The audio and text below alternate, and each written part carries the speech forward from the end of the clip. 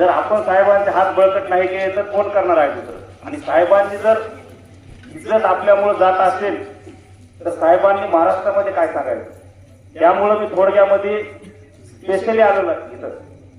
आपण 100% फक्त आणि फक्त राष्ट्रवादीचे दोन्ही घड्याळ, म्हणजे चिन्ह दुसरं बघू नका कोणत्याही मशीनवर, एकच चिन्ह बघायचं, फक्त घड्याळ.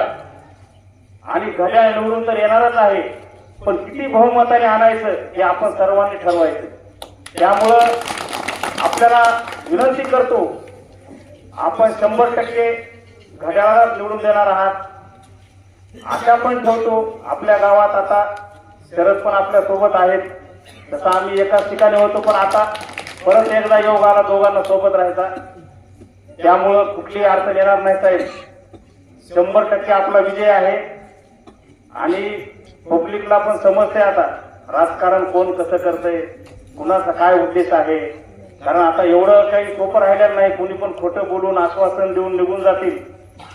कारण आता एवढा सोशल मीडिया प्रभावी ठरत आहे, प्रत्येकाला आपल्या घरी बसून समजते काय चालू आहे ते. त्यामुळं मी परत एकदा विनंती करतो, जातीचा धर्माचा कुठलाही विचार न करता आपल्या राज्याला, आपल्या मतदारसंघाला, आपल्या तालुक्याला, आपल्या गावाला जर पुढे न्यायचं असेल तर माननीय श्री बाबासाहेब पाटील साहेब यांच्यावर विश्वास ठेवा. 100% विकासासाठी सोबत राहा. राजकारण आहे, राजकारण चालूच असतं, पण आज साहेब एवढ्या मोठ्या पदावर आहेत, त्यांच्याकडून आपल्याला जर फायदा करून घेता नाही आला तर यानंतर असा विकास होण्याची शक्यता कमी आहे. त्यामुळे आपण 100% बाबासाहेब पाटील साहेब यांच्यावर विश्वास ठेवा.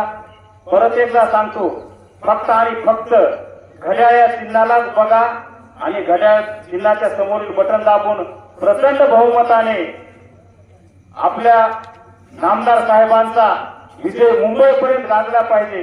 अशा प्रकारचा विजय करा एवढी विनंती करतो. इथं सांगतो. जय 26 जिल्हा परिषद निवडणूक व पंचायत समिती निवडणूक या निमित्ताने वडगाव गावामध्ये राष्ट्रवादी काँग्रेस, रिपाई व भाजपा युती यांच्या प्रचारार्थ जो कार्यक्रम चालू आहे, या कार्यक्रमासाठी या महाराष्ट्र राज्याचे सहकार मंत्री नामदार बाबासाहेब पाटील साहेब तसेच आदरणीय व्यासपीठ, मी या ठिकाणी एवढं सांगू शकतो, मी तर जातीवादी कधीच नाही आणि जातीला कधी मानतही नाही. कारण माझी पत्नीच मराठा आहे. माहिती नसलं तर सांगतो सर्वांना. आणि सर्वात महत्वाचं म्हणजे ही माझी भाषी आहे आता जे शिवसेनेकडून थांबलेले आहे. मी त्यांना रिक्वेस्ट केली होती थांबू नका आणि प्रचार